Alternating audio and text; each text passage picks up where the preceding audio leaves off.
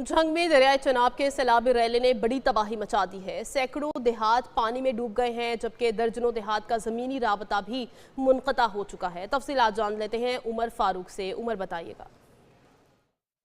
हाँ जी, बिल्कुल। झंग में सैलाब की तबाही से ना सिर्फ लोग बेघर हो गए हैं, बल्कि जानवरों को चारा भी मुकम्मल तौर पर तबाह हो गया है। खड़ी फसलें ज़ेर आब आने से किसानों को शदीद नुकसान उठाना पड़ रहा है, जिसकी वजह से उनकी परेशानी में मज़ीद इजाफा हो गया। हमारे साथ कुछ शहरी मौजूद हैं, इनसे जानते हैं। जी बुजुर्गों, बताइएगा क्या मसला है आपके इलाके में? जी, यहाँ पर कोई चीज़ नहीं बची, ना मकान बचे, ना घर बचे इन्हों के, ते ना कोई फसल ही बची है। बंदे मर भी गए, माल डंगर भी मर गए। मेहरबानी करे हुकूमत इन्हों की कोई इमदाद की जाए। आप बताइए क्या? हाँ जी, ये सारा सच्चे काम है। जी फसल ही खत्म हो गई हैं भाईजान, ते जानवर ही खत्म हो गए, वो भी लोड़ गए कई। अपने तंबू ला के बैठे, अपने खर्चे सारे खाण पीण साडा अपना, कोई जिम्मेवार नहीं बनता पिया।